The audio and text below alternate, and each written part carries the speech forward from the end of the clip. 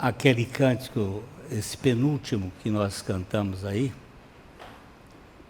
foi a irmã Cecília, a mãe do Júlio, que saiu, que não esteve conosco até o fim, que escreveu. E ela era uma religiosa, criada na igreja, vivia fazendo poesia, ela gostava de recitar poesia. Teve uma época que as poesias eram muito usadas no nosso meio, os jograis, as coisas assim, ela gostava. Mas ela era uma religiosa. E quando o Espírito Santo revelou, ela ficou muito indignada, porque nunca me contaram isso. Eu digo, não é que nunca lhe contaram, é que você nunca teve ouvido para ouvir. Hoje o Espírito Santo lhe deu ouvido para ouvir. E ela teve o processo da salvação da alma dela, foi até o fim chegar, porque ela tinha uma alma muito complicada, assim, muito cheia de coisa. Mas a certeza que ela tinha na pregação da nossa morte com Cristo, que não havia pregador que pregasse na nossa igreja, que ela não, depois da pregação, não era, Roberto? Ela vinha e dizia assim, por que você não falou da nossa morte com Cristo? E ela era muito insistente. Então você vê que a letra que ela pega aqui, eu vivo sempre alegre e canto com prazer, pois Cristo me salvou. Se alguém me perguntar como foi, direi por quê. Sua graça me alcançou. Eu nunca mereci e nem posso merecer o que Jesus por mim veio fazer. Em santo sacrifício seu sangue derramou, por graça me salvou.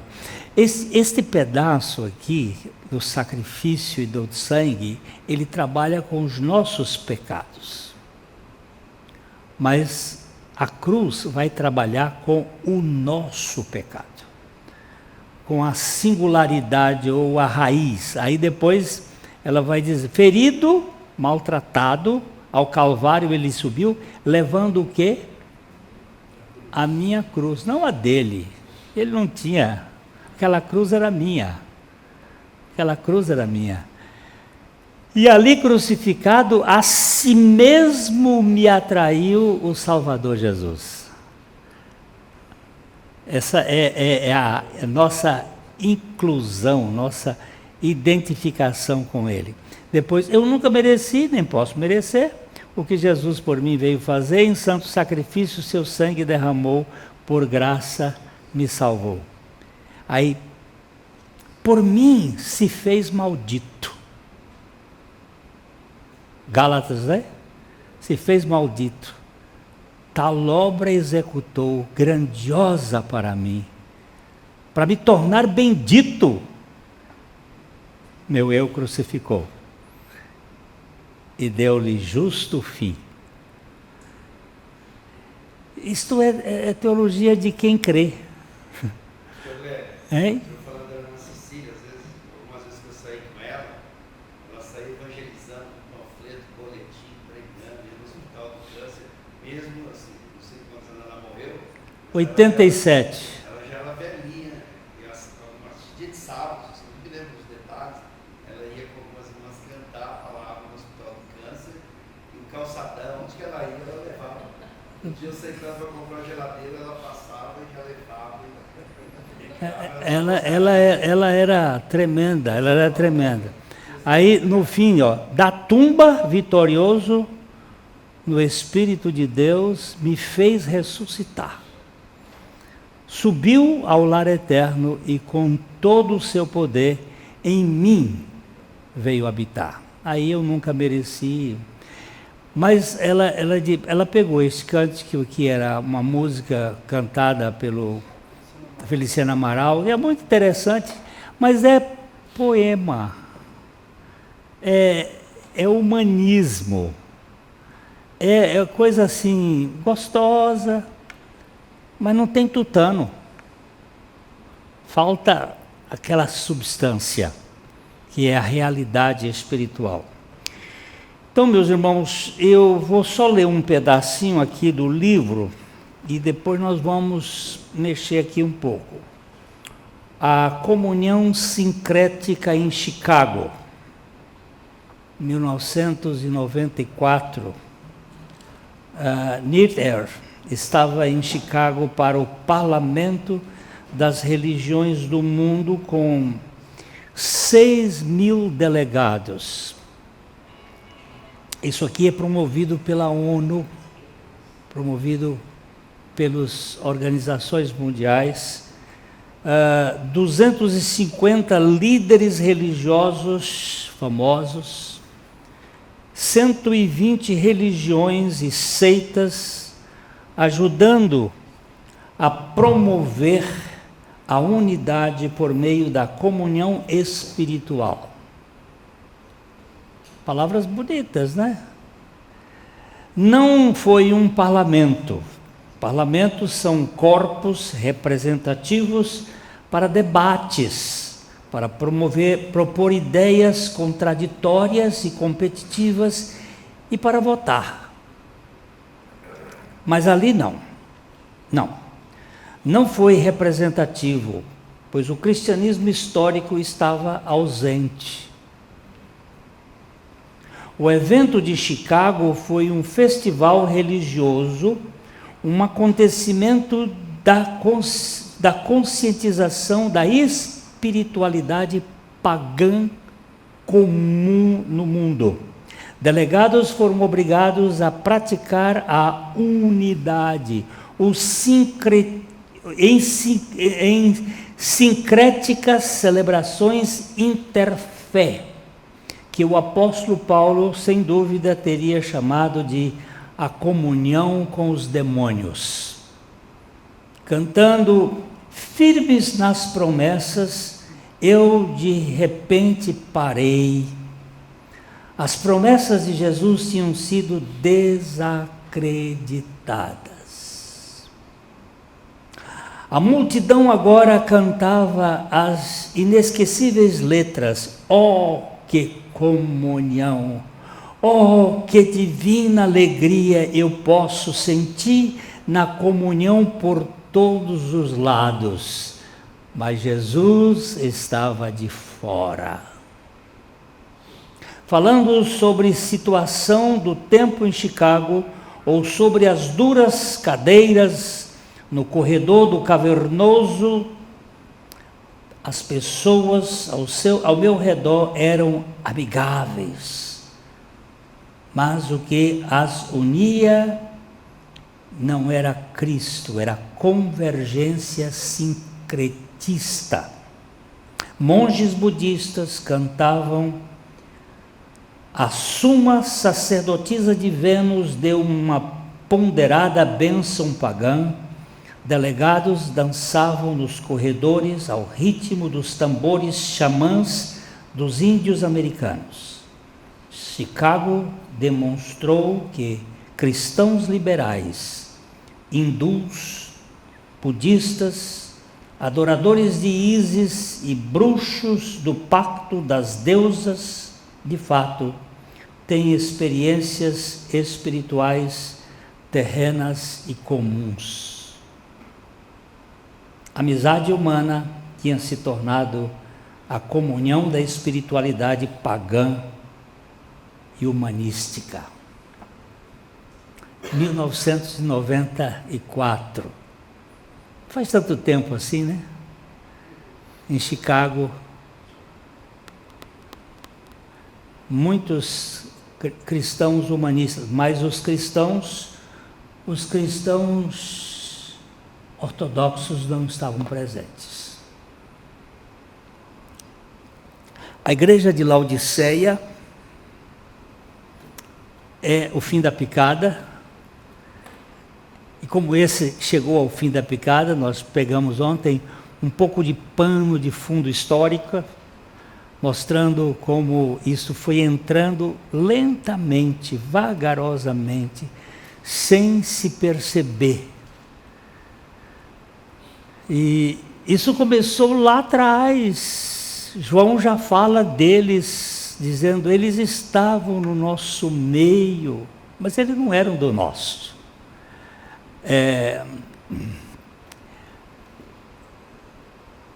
O Policarpo fala de João numa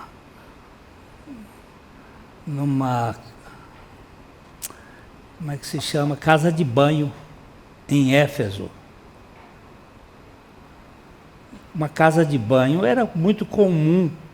A gente, lá na Turquia, naquela região da Ásia Menor, eles tinham casas de banho. E Laodiceia era um lugar de casas de banho, água morna, né?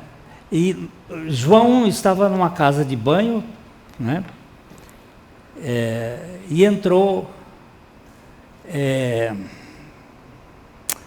como é que ele chamava? Eu lembrei o nome dele ainda agora, Cerinto. Ele entrou na casa de banho e João estava com Policarpo e ele disse assim, vamos sair que o filho do diabo acabou de entrar.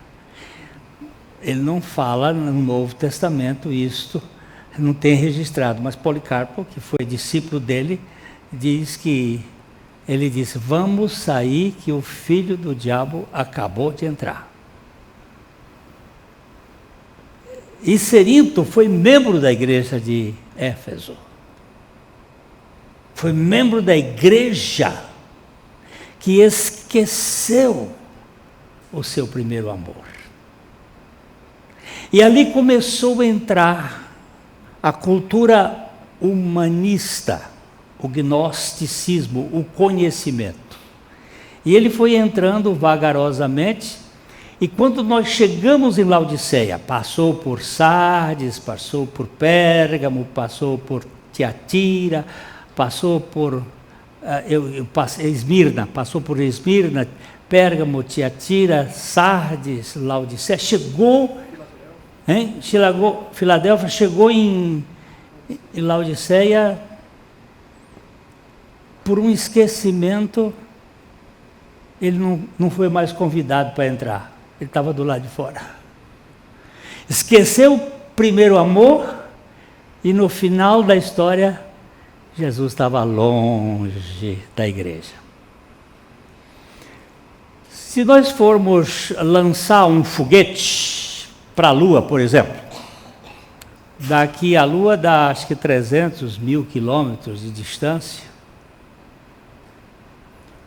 tem aqui uma base de lançamento, essa base tem que ser muito firme, muito inabalável.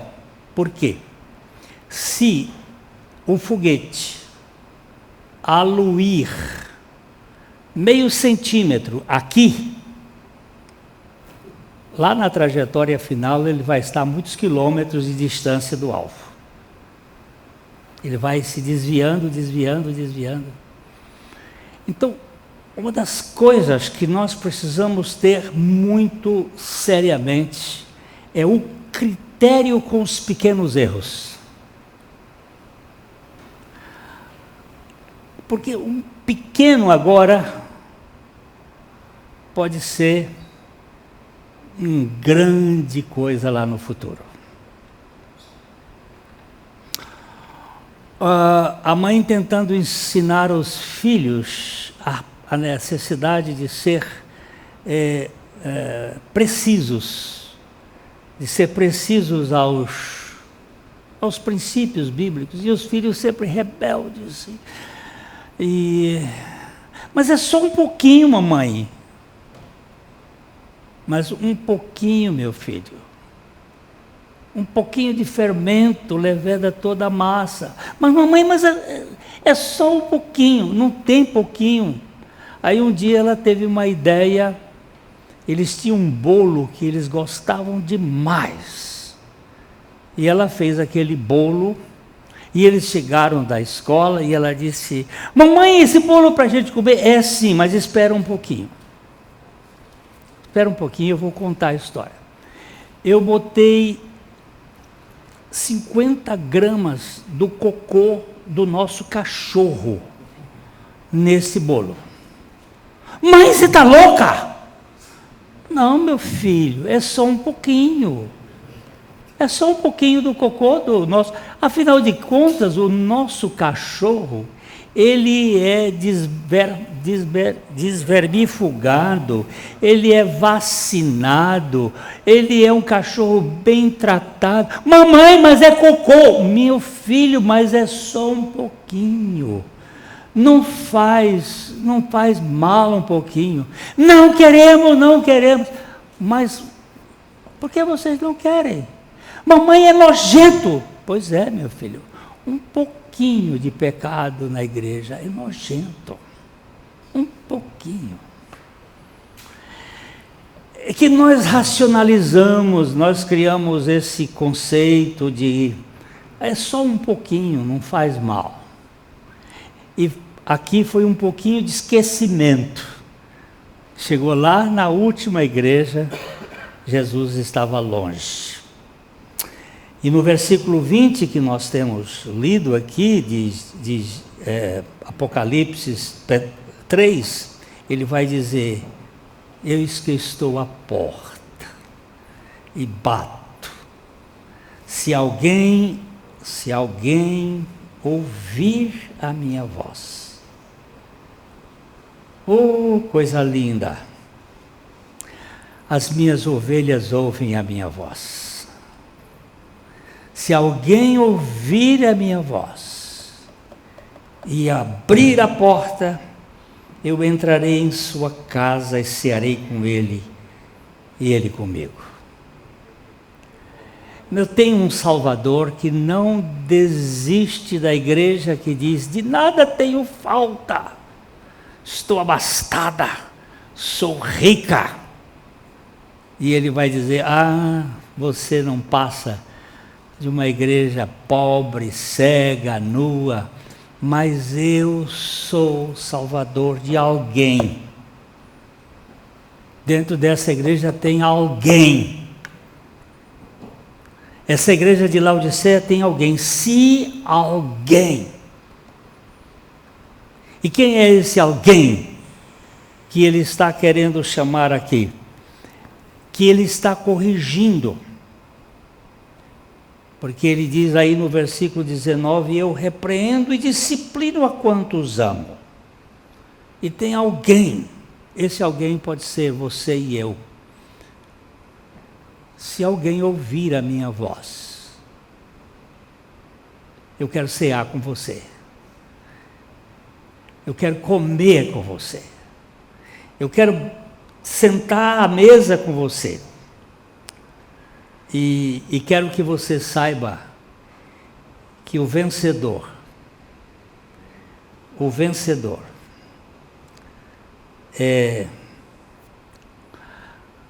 eu até queria ter vindo com meu tênis Nike, mas eu não vim com o Nike, vim com outro.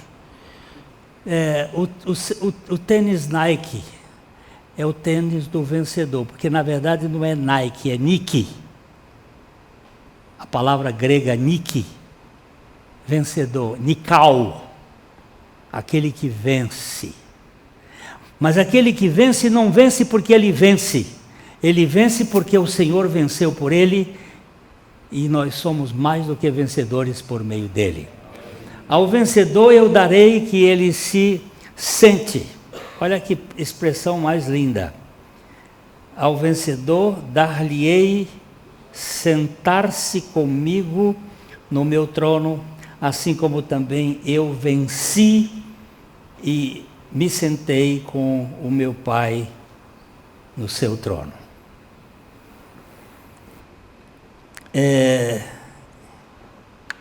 Ele está batendo na porta da igreja. Pode ser que seja uma forma de dizer que ele está vindo, porque a última igreja seria um aspecto escatológico, ele está chegando, mas pode ser também um aspecto do avivamento. Ele está chamando alguns para uma intimidade. E ele, tudo indica que traz a comida, porque ele diz, ele cearei com ele e ele comigo.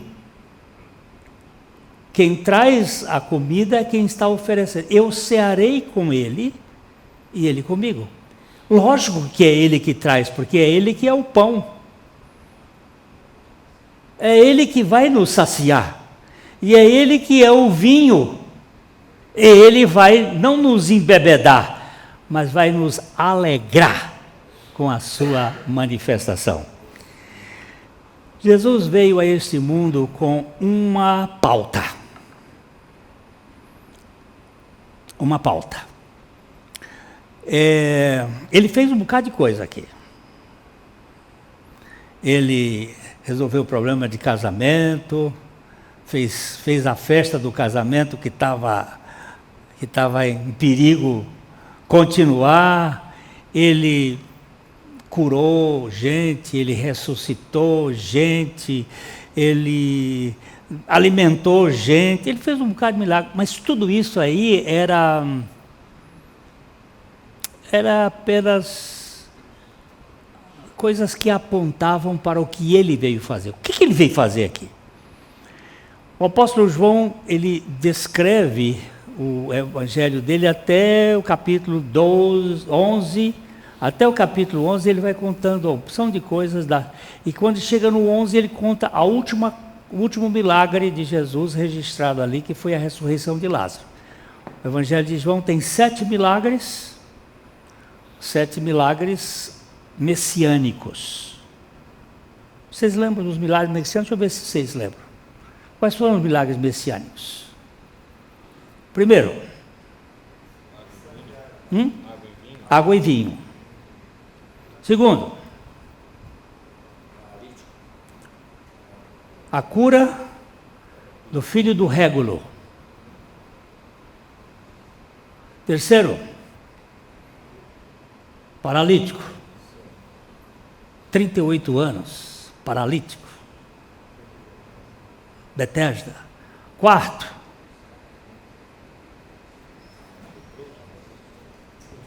multiplicação dos pães. Quinto, paz.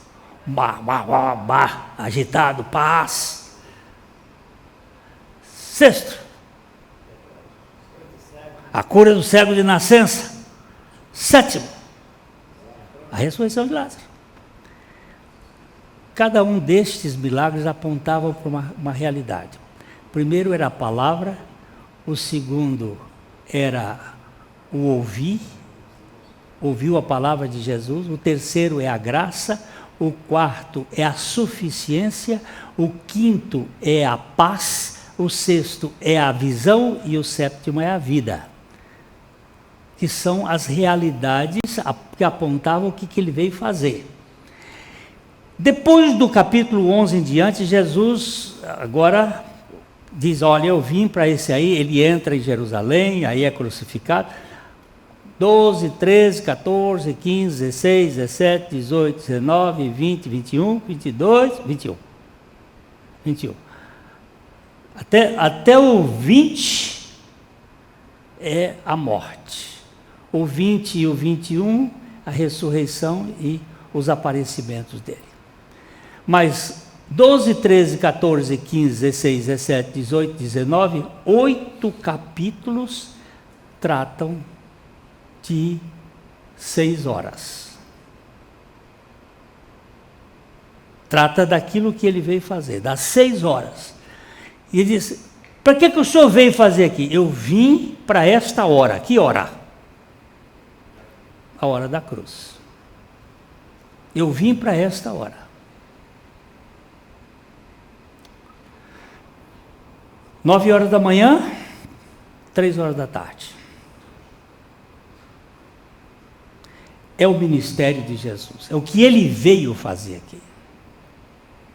A sua morte. E esse assunto é desprezado pela igreja de Laodiceia. Nós queremos um Salvador amistoso, como vimos aqui, uma camaradagem, um companheirismo, mas não um relacionamento filial. Eu quero começar aqui lembrando que Paulo, quando ele chegou em Atenas, ele se empolgou. O apóstolo Paulo era um homem muito certeiro.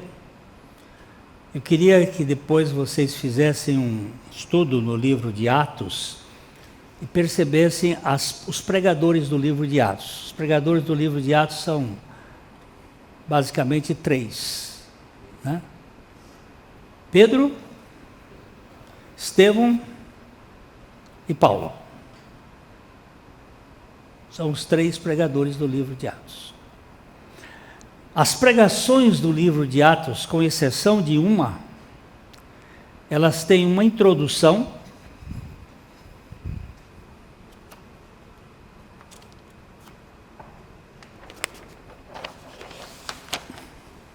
elas têm, aqui para vocês que vão estudar homilética, as pregações do livro de Atos, elas têm assim, uma introdução,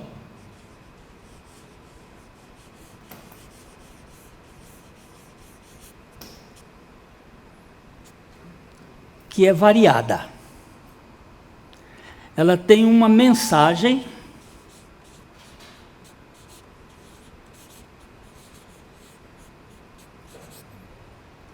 que é comum, e ela tem uma conclusão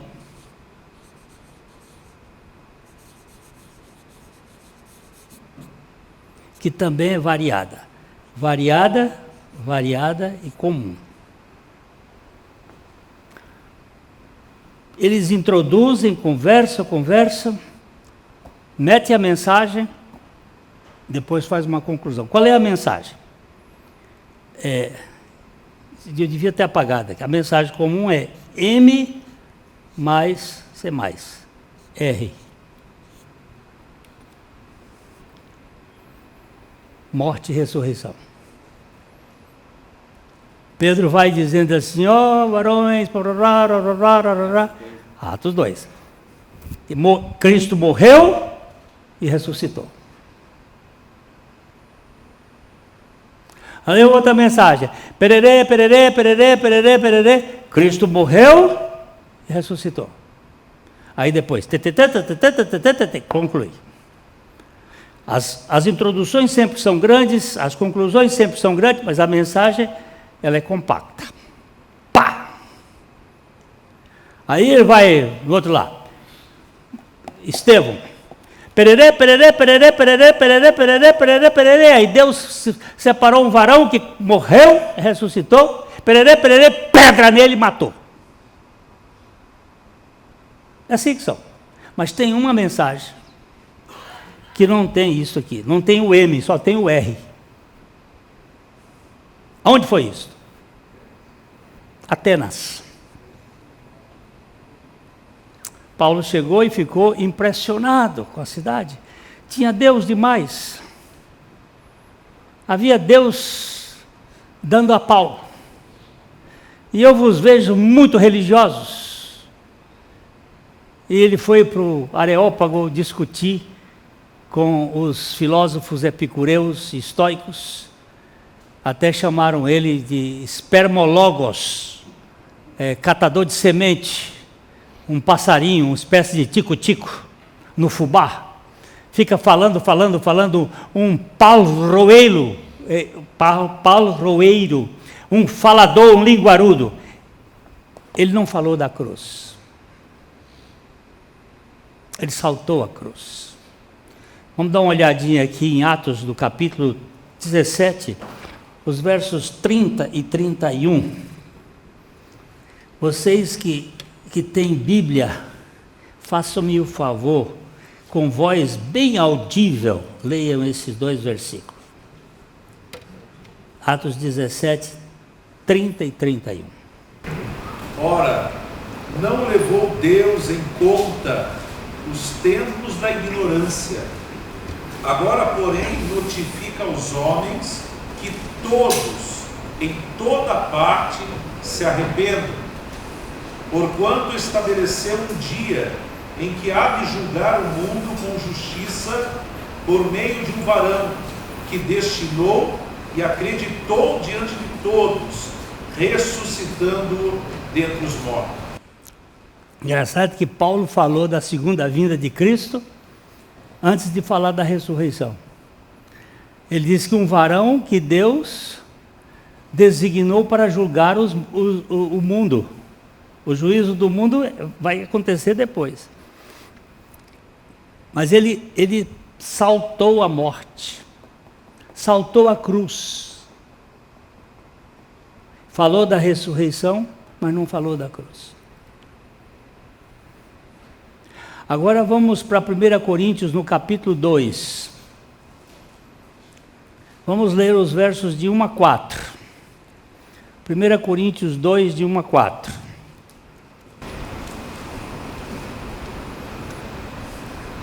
Irmãos, quando estive com vocês, anunciando-lhes o mistério de Deus, não o fiz com ostentação de linguagem ou de sabedoria. Porque decidi nada saber entre vós, senão a Jesus Cristo e este crucificado. E foi em fraqueza, temor e grande tremor que eu estive entre vós.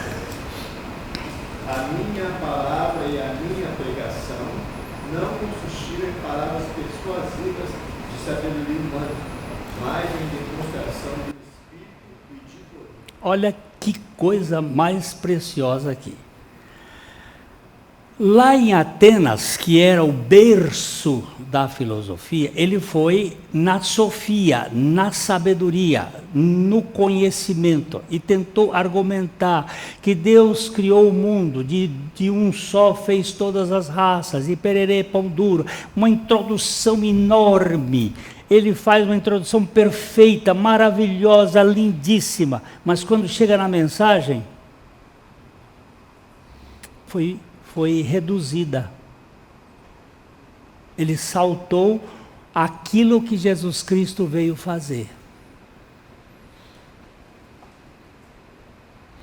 Por isso ele teve poucos resultados. Dionísio, o Areopagita, o Areopagita, Dâmaris e uns poucos mais, e os outros disseram: a respeito disso te ouviremos noutra ocasião, e deixaram ele lá falando sozinho. Mas quando ele saiu de Atenas e foi para Corinto, ali embaixo. Saiu de Atenas, foi para Corinto. Corinto está ali embaixo. Quando ele chegou em Corinto, presta atenção como ele começa dizendo. Veja o verso primeiro, meus irmãos aí.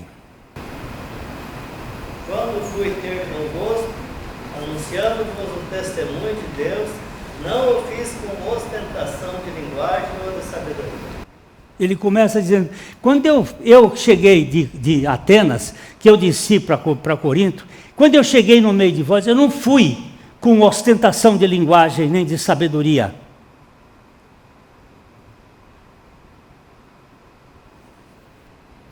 Essa sabedoria do mundo, essa sofia do mundo. Mas ele diz no verso 2, por quê? Porque eu decidi nada saber. Porque eu decidi.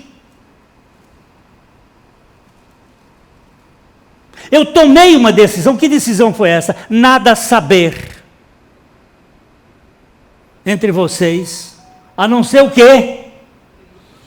Jesus Cristo e esse crucificado. Aquilo que ele deixou de falar lá, ele enfatizou aqui. Eu decidi nada saber entre vós, senão a Jesus Cristo e este crucificado.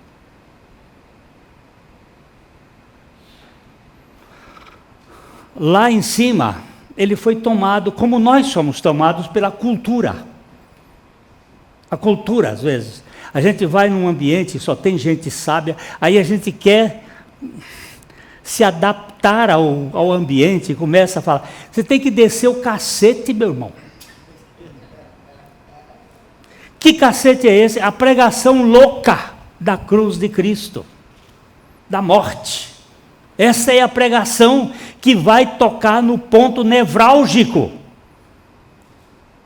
Senão nós vamos ficar alimentando bagre aí, engordando, como é que chama aquele bicho? Bode, e não cuidando de ovelha. Então, veja bem, onde está a sabedoria de Deus?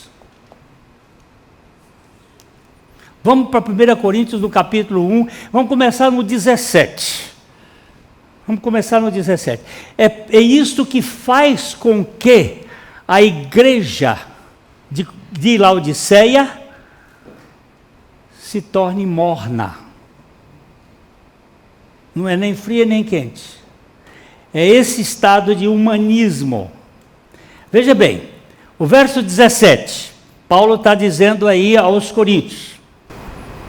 Porque Cristo enviou-me não para batizar, mas para evangelizar, não em sabedoria de palavra, para que a cruz de Cristo não se faça vã. Olha o que ele está dizendo. Cristo me enviou. Não para batizar, mas para evangelizar, mas para pregar o evangelho. O que é o evangelho? Morte e ressurreição de Jesus. Ele vai descrever isso lá no capítulo 15. Venho lembrar-vos o evangelho, meus irmãos. Qual é o evangelho? Que Cristo morreu, foi sepultado e ressuscitou ao terceiro dia. E o que tem de boa notícia nisso? Tudo. A boa notícia está aqui. Amém.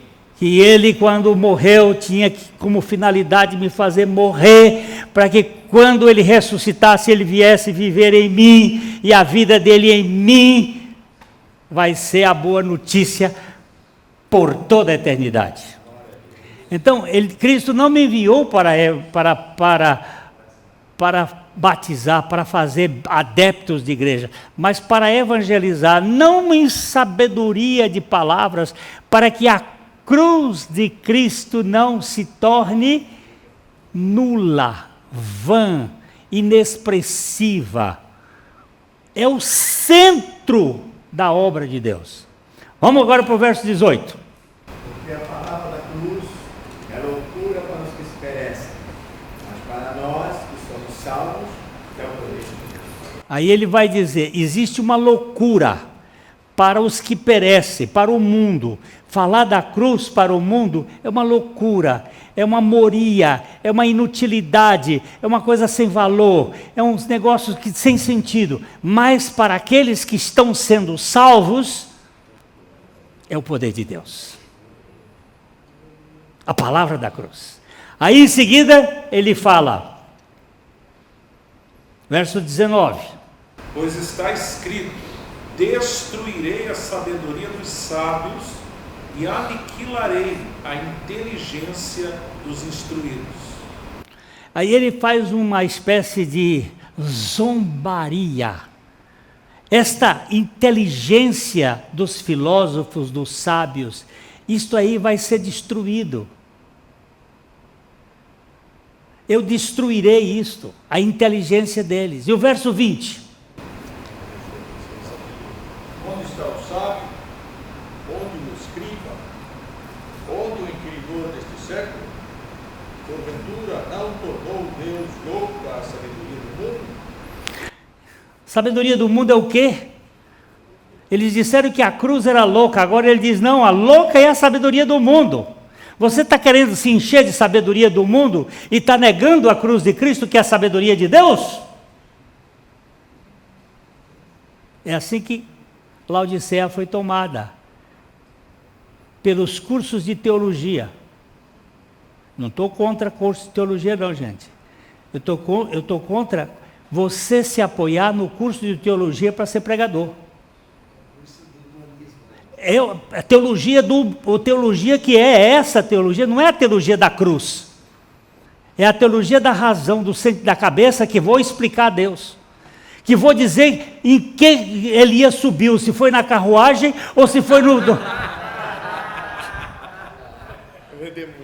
ou se foi no redemoinho. E vocês não estão rindo porque não sabem da história da briga de hoje à tarde, de dois teólogos lutando para saber como é que Elias subiu, se foi na carruagem, se foi... É uns negócios aí, o outro ali, outro aqui. Como é que foi? Isso é bobagem.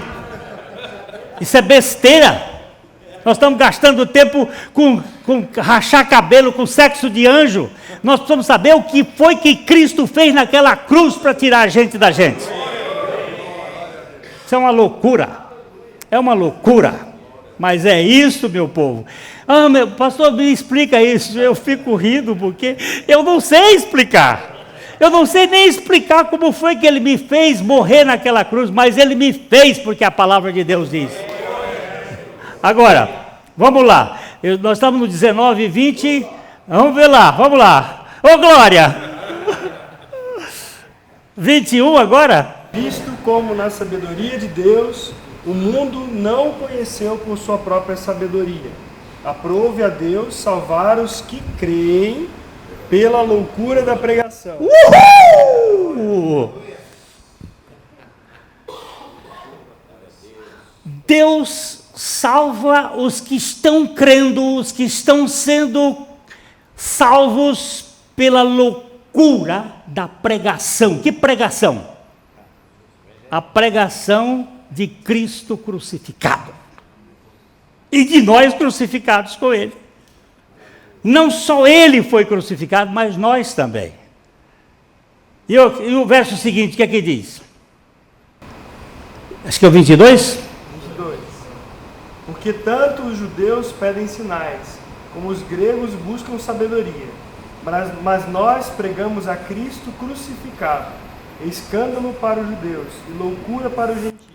Olha, gente, isso aqui vocês têm que beber, tem que ler, reler para você ver. O judeu, ele é caçador de sinal, ele é caçador de milagre, ele quer acontecimentos bombásticos.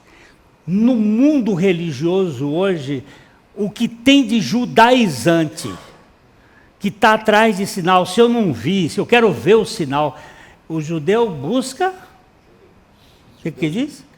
Não, o que ele diz? O judeu busca sinais. E os gregos buscam conhecimento, sabedoria, sofia. Mas nós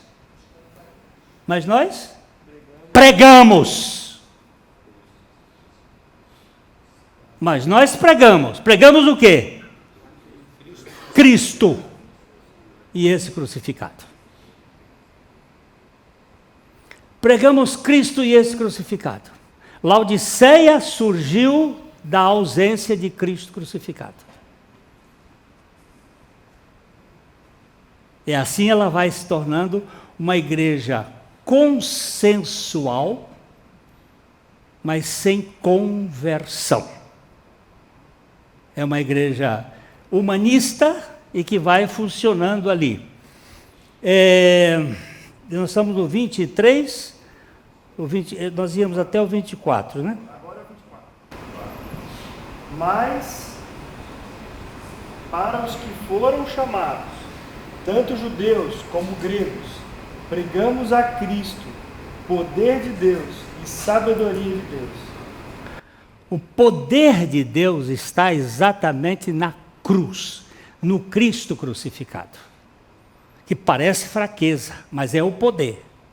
E a sabedoria de Deus está exatamente na crucificação.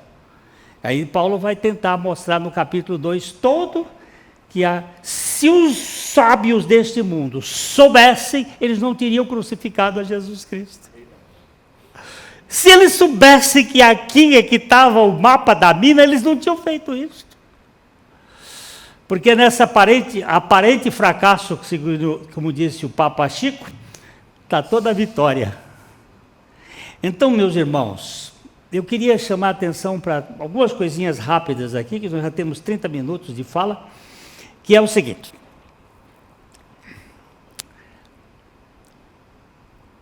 Deus falou de várias maneiras aos pais, pelos profetas. Mas nesses últimos dias, Ele nos falou pelo Filho, a quem constituiu herdeiro de todas as coisas. O Filho é a linguagem final e conclusiva do Pai à humanidade. E nós precisamos voltar, sermos convertidos ao Evangelho. O nosso projeto pela América Latina literatura com propósito, evangelizando pastores. Mas evangelizando pastores? Sim, senhor. Por quê? Porque está todo mundo no campo da religião. É um bando de judaizantes nesse mundo, querendo milagre, querendo sinal, querendo isso, ou um outro bando de filósofos querendo conhecimento. Quem é você? Sou doutor, professor, doutor, tenho um curso de doutor em teologia, doutor em divindade. Imagina um negócio desse. Eu sou doutor, eu tenho... Espera aí, meu amigo. Jesus chamou Pedro, João, Tiago, pescadores, e enfiou neles uma morte, uma ressurreição, e enfiou neles o Espírito Santo, e disse: vá por todo mundo e prega esse evangelho a toda criatura. Mas nós queremos, é a razão, é o conhecimento, é o entendimento, é a explicação. Não, é a loucura da pregação. Esse é o ponto que nós precisamos entender. Eu acho que Paulo precisava passar por aquela experiência de Atenas para ele rever algumas coisas e depois chegar em Corinto e dizer: gente, eu pisei na bola, mas eu agora quero fixar no ponto certo, que é exatamente essa obra da cruz de Cristo. Meus irmãos, o livro de Hebreus, eu quero deixar aqui uns 4 princípios no livro de Hebreus para a gente entender. Nós temos um sumo sacerdote, e o nosso sumo sacerdote está sentado. Isso é muito interessante. Hebreus capítulo 8, versículo 1, a súmula, o âmago da questão. Hebreus capítulo 8, versículo 1.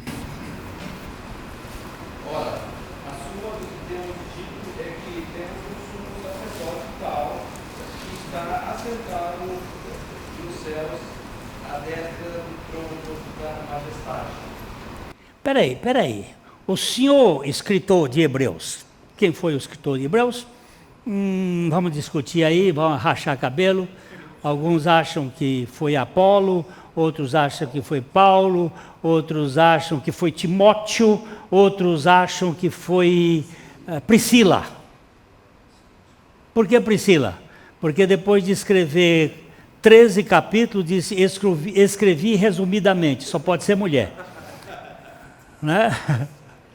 Então acha que foi, mas eu não sei quem foi, eu só sei que ele diz, depois de 7 capítulos, disse: o que eu sumario, o que eu resumo de tudo o que eu disse, o que eu resumo é que nós temos um sumo sacerdote assentado à destra de Deus. Uai, e o que é isso? O que é um sumo sacerdote assentado? O que quer dizer um sumo sacerdote assentado? Hein? Terminou o serviço. Terminou o serviço. Como foi que ele terminou o serviço? A penúltima palavra que ele disse lá na cruz: está consumado.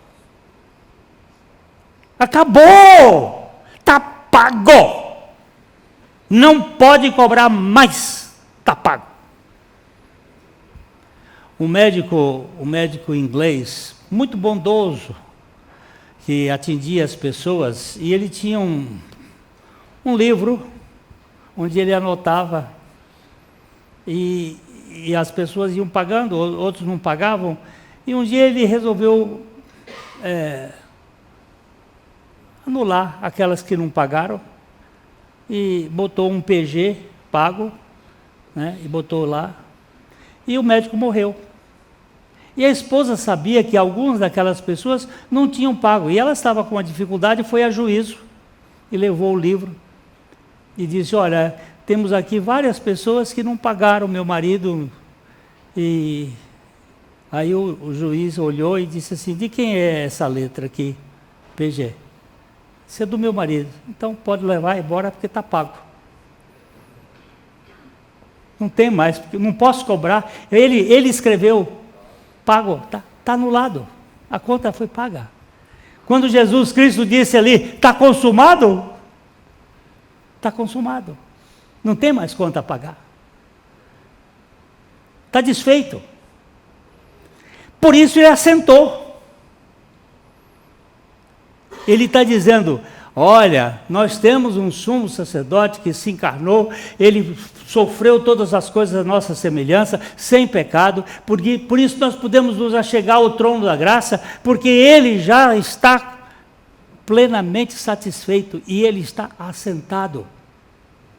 Nenhum sumo sacerdote se assentava se não tivesse feito tudo. No dia do Yom Kippur, quando ele terminava de passar o sangue em cima da tampa do propiciatório e terminava, ele saía e se assentava. E o nosso sumo sacerdote está forever and ever, amen, assentado nos lugares celestiais à destra do Pai. Depois da purificação do pecado, assentou-se. Vamos para esse que já que você citou, eu não ia botar essa ordem, mas vamos embora. Hebreus capítulo 10, versos 12 e 13. Hebreus 10, 12 e 13. Jesus, porém, tendo oferecido para sempre um único sacrifício pelos pecados, assentou-se à destra de Deus, aguardando daí em diante até que os seus inimigos sejam postos por estrados dos seus pés. Jesus, porém, tendo oferecido para sempre. A Igreja Católica tem a missa, que é uma repetição do sacrifício. Ela não crê que o sacrifício de Cristo foi suficiente. Por isso, todos os dias, o sacerdote faz todo um processo, né, diante do ostensório, né? Aqui nós temos católicos que foram bem católicos e sabem como é que funciona, e aí ele tem que dizer, esse é Agnus Dei que tolat peccata mundi todo dia, e aí torna a dizer, e torna a fazer, e vira para lá e vira para cá, não, ele fez um único sacrifício para sempre, para tirar de uma vez por sempre, para sempre, o pecado de todo aquele que nele crê. E por isso ele está assentado. Assentou-se à destra de Deus. É bom até olhar também o primeiro capítulo, versículo 3, nós citamos Hebreus 1, 3. Ele é o resplendor da glória. Ele é a expressão exata do ser divino. Ele sustenta todas as coisas pela palavra do seu poder. Depois Depois de ter feito a purificação dos pecados, assentou-se à direita da majestade nas alturas. aleluia, assentou-se. Por quê? Porque terminou a obra, completou a obra. Eu sempre gosto de contar essa ilustração porque ela foi muito forte para mim. Um dia eu atendi uma moça, uma jovem, uns 30 e poucos anos. Ela entrou no meu gabinete gritando, mas gritando. E ela, assassinos, assassina, assassina. Eles gritam no meu ouvido, eles gritam assassino. Eu digo, quem grita? Eles gritam, quem grita? Eles gritam, assassina, assassina. E foi eu tentava acalmá-la, mas ela gritava, ela chorava. Quem grita assassina minha filha? Eles quem? As crianças que eu matei.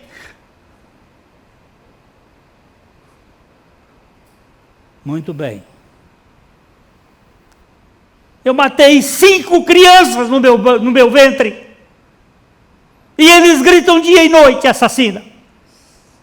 Muito bem. Aí eu peguei a cruz. Peguei a obra da cruz. E tracei. Você foi incluída. O projeto foi para todos. Aquele que crê. Lá na cruz, Jesus morreu. Quando ele foi crucificado, quando ele foi levantado da terra,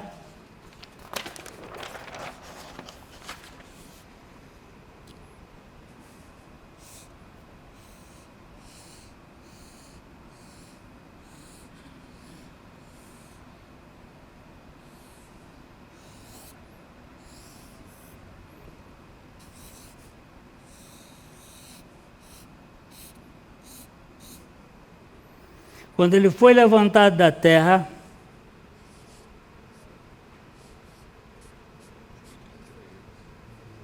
você também quer ir? Ele quer ser traído aí. É.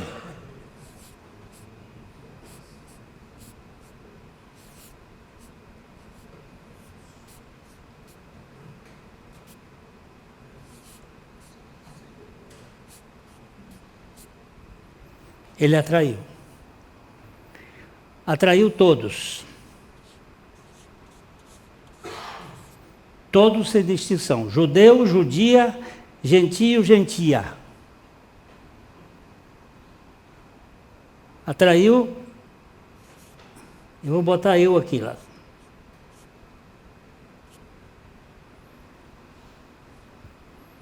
Eu fui atraído a ele. De que maneira? Física? Não. Psicológica? Não. Espiritual. Eu fui atraído a ele. Quando ele morreu, eu morri com ele. Assim como eu me tornei pecador em Adão, eu me tornei salvo em Cristo. A nossa união com Cristo é a nossa vitória. Não é Cristo morreu por mim. É Cristo morreu por mim para me levar a morrer com Ele. Aí eu falei para ela, contei para ela, que ela tinha sido morta, lá na cruz.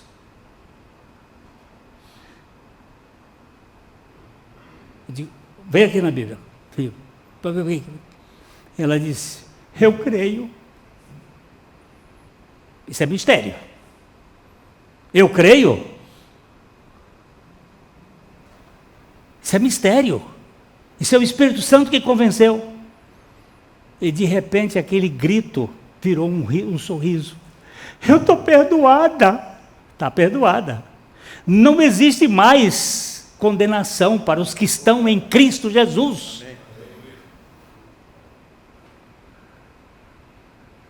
Pastor, isto é verdade. É verdade, minha filha, é a palavra de Deus que é verdade. Pronto. Essa moça, eu a batizei. Depois ela mudou daqui. Mas eu não vim para batizar, vim para pregar o evangelho, igual Paulo. E o assunto é esse aqui. Não há mais culpa, não há mais vergonha. Porque depois que ele perdoou, como eu vou ler de novo o versículo 1:3 de Hebreus, ele assentou-se nos lugares celestiais. Hebreus 1:3, outra vez, só para lembrar. Que é o resplendor, a glória e a expressão exata do seu ser, sustentando todas as coisas pela palavra do seu poder, depois de ter feito a purificação dos pecados, assentou-se à direita da majestade nas alturas. Assentou? Sentou. Por que assentou? Porque com um único sacrifício, ele realizou um perdão eterno para todo aquele que dele crê. Agora, um último texto aqui de Hebreus, que é Hebreus 12, 2. Hebreus 12, 2. É bom a gente ler o 1 e o 2, porque a gente vê aqui a relação. Que ele diz que, portanto, depois dele falar do capítulo 11 de Hebreus, mostrando aquela galeria de gente que viveu pela fé, começou lá com Abel, e passou pelo Enoque, passou pelo Noé, e veio de lá para cá, para Abraão, uma porção de gente. Ele falou, diz agora, portanto, Nós também, pois que estamos rodeados de uma tão grande nuvem de testemunhas, deixemos todo o embaraço e o pecado que tão de perto nos rodeia e corramos com paciência a carreira que nos está proposta. corramos a carreira, de que maneira? O versículo 2, olhando como? Firmemente, olhando firmemente para onde? Para o autor, o consumador da fé, Jesus Cristo. Jesus é o quê? O autor da fé e o executivo da fé, olhando firmemente para o autor e o consumador da fé. Continua? O qual, pelo gozo que lhe estava proposto, suportou a cruz, desprezando a afronta, e assentou-se à destra do trono. E assentou-se à destra do trono de Deus. Ô povo de Deus, nós temos um sumo sacerdote que fez a obra completa e o melhor de tudo, nos botou nesse pacote. Efésios capítulo 2, versículos 4 a 7. Olha como esse Deus é rico. Olha como esse Deus é rico. Olha como esse Deus é riquíssimo. Mas Deus, sendo rico em misericórdia, por causa do grande amor com que nos amou, e estando nós mortos em nossos delitos, nos deu vida juntamente com Cristo. Pela graça sois salvos. E juntamente com Ele nos ressuscitou e nos fez assentar nos lugares celestiais em Cristo Jesus, para mostrar nos séculos vindouros a suprema riqueza da sua graça, em bondade para conosco em Cristo Jesus.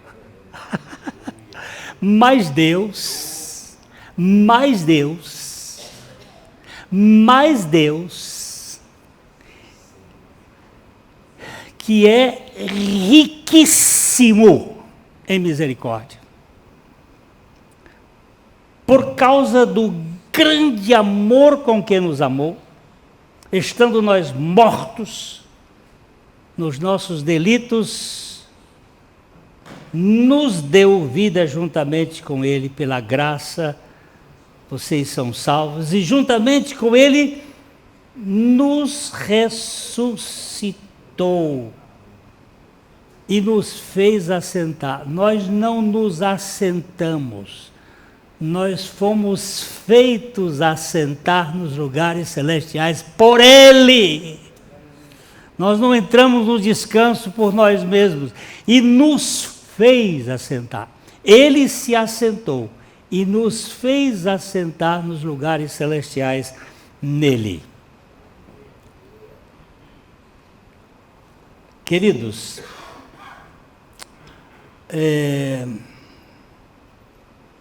verso 21 de Apocalipse 3.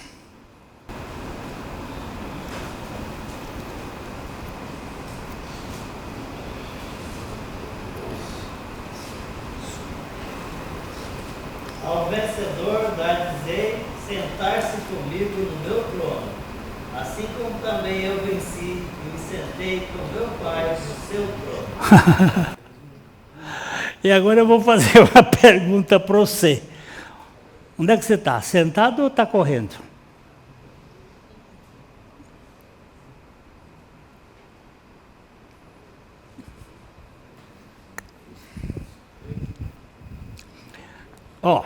Só para riscar mais um papel.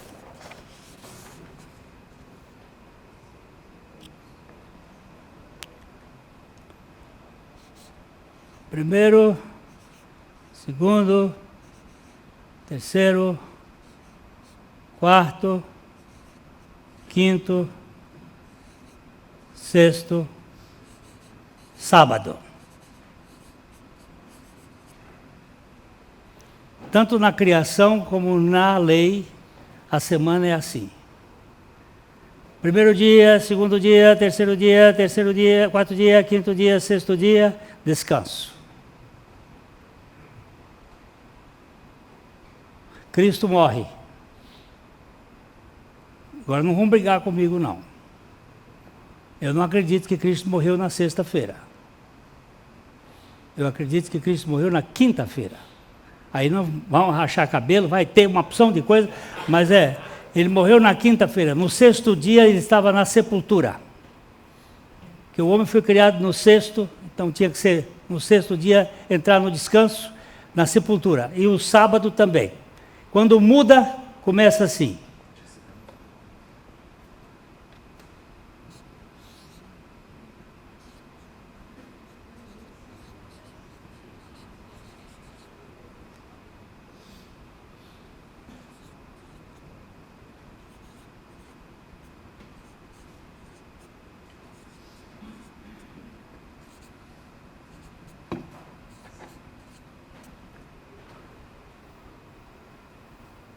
O descanso é no primeiro dia. Isso é mudança de paradigma. Aqui você tem que trabalhar para descansar. Aqui você descansa para trabalhar.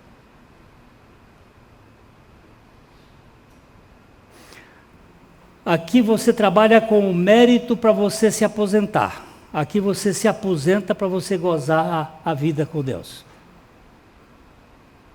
A mudança da semana é uma mudança de foco. Eu tenho que entrar primeiro no descanso, para depois eu poder trabalhar. Eu primeiro tenho que assentar, para depois eu trabalhar. Primeiro eu tenho que experimentar aquilo que Cristo fez por mim, que foi cortar a dívida, para depois eu poder fazer. O descanso da fé cristã é o primeiro dia, depois vem segunda, terça, quarta, quinta, sexta, e o sábado é para trabalhar também. O dia do Senhor é aqui, o descanso. Aqui era o dia do descanso de Deus e o descanso da lei. O descanso de Deus não é porque ele cansa, é porque ele terminou a obra. Aqui ele terminou a obra e aqui ele dá a nós a condição de sermos mais do que vencedores. O Rodrigo tem um pensamento dele adventista, a gente não vai brigar com ele, não. Eu quero que ele creia na cruz de Cristo e pronto. Nós não vamos ficar discutindo essas coisas, não. Mas o descanso é maravilhoso. Ele te deu descanso, Lúcia. Você morreu e ressuscitou com ele para que ele seja a sua vida. Laodiceia não tem isso. Sabe por quê? De nada tenho falta. Orgulho, soberba, autossuficiência.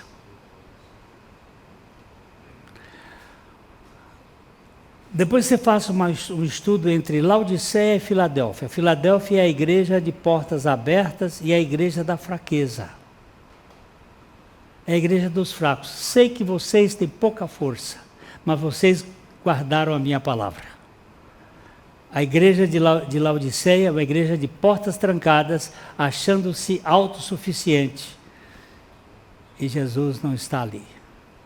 A igreja de Filadélfia, ele disse, eu abro a porta e ninguém fecha, e eu fecho a porta e ninguém abre. A igreja de Laodiceia, Jesus está. Para quê? Para que os que ouvirem, se alguém ouvir, eu entrarei na casa dele, eu cearei com ele e ele comigo. Lamentavelmente, nós vivemos hoje numa igreja sem Cristo. De Cristo, mas sem Cristo. Mas tem uma turma sendo levantada por Cristo para ouvir a voz de Cristo. Dizer, Senhor, eu não posso viver sem o Senhor. O Watchman Nee, ele conta a história de uma missionária, eu acho que era Margaret, e ela estava velhinha, e o Watchman Nee disse que Margaret Barbara, eu acho que é. E ela estava orando, e ela disse assim, Senhor, eu estou com tanta saudade, eu quero ir para casa, eu quero ir ficar contigo, mas eu sei também que o Senhor está com muita saudade de mim. Olha que coisa mais gostosa. Eu sei também que o Senhor está com muita saudade de mim. Oh, Senhor, eu não quero as tuas bênçãos, eu quero a ti. E termino com uma história que eu acho essa história interessante. História verdadeira. Havia um colecionador de obras de arte.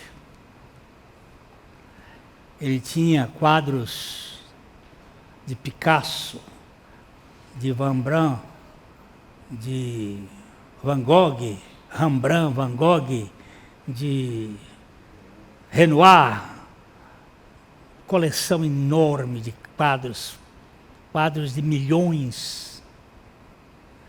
E tinha um único filho. E o filho dele foi para a guerra. Lá na guerra ele estava com um amigo, os dois estavam lutando, e o filho desse milionário é atingido. E antes de morrer, ele disse para o amigo, quando você voltar a Londres, você diga a meu pai que eu o amava muito.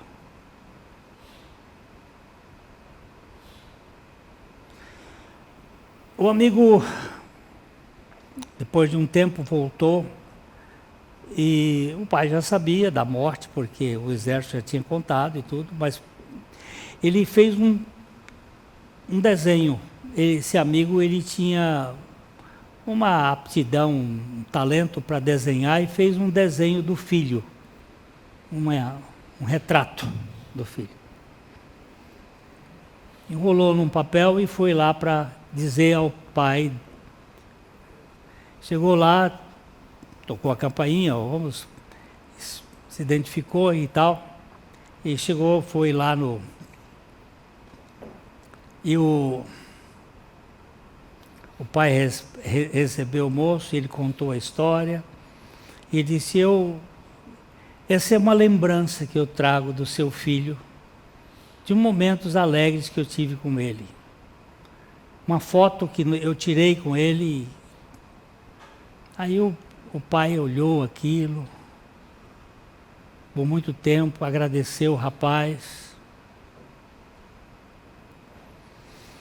mandou fazer uma moldura e botou o retrato do filho lá no meio das... E a tristeza foi tomando conta do coração daquele homem e ele morreu logo depois. 6, 7 meses depois ele morreu. E deixou um testamento. E que todos os quadros deveriam ser leiloados e vendidos para determinados propósitos. Ele definiu alguns objetivos, dava o dinheiro para tais coisas. E Londres foi tomada de todos os marchands do mundo, né? Gente que vinha de todos os lugares, dos Estados Unidos, da Europa, de vários lugares, para o leilão famoso mundo de quadros. Aí são lá para a sala de leilão em Londres.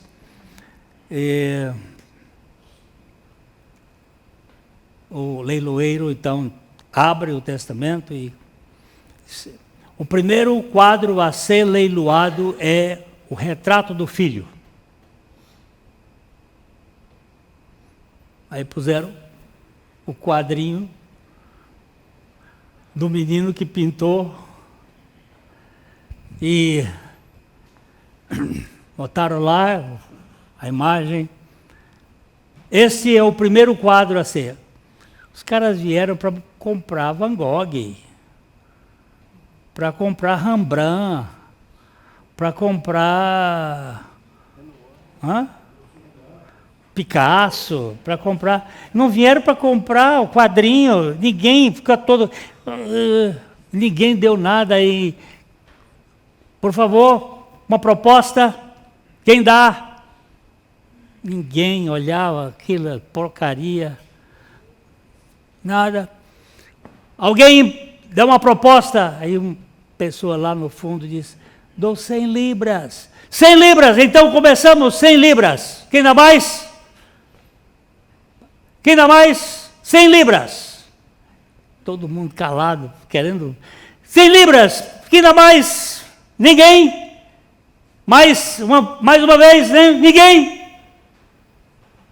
Vendido. 100 libras. Quem comprou o retrato do filho é dono de todos os quadros. Uau! Não é justo!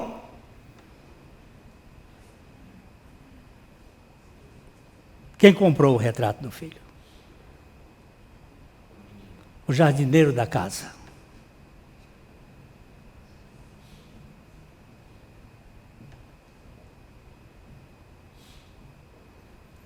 Aí ele levantou-se e disse, agora continue o leilão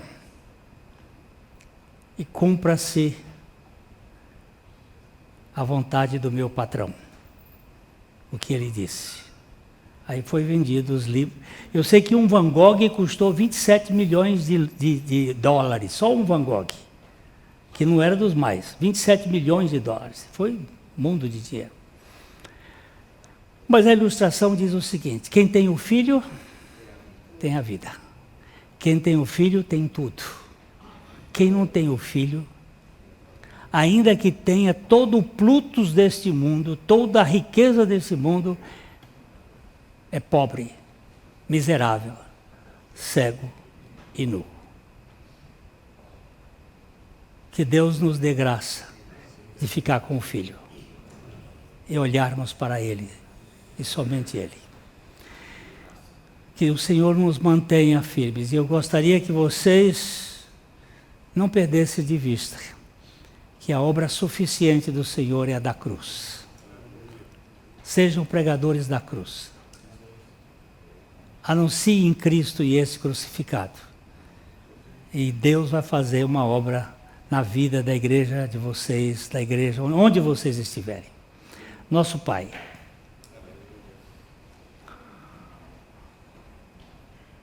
graças te damos, porque em Cristo tu nos fizeste assentar nos lugares celestiais, nele. E tu nos fazes descansar nele.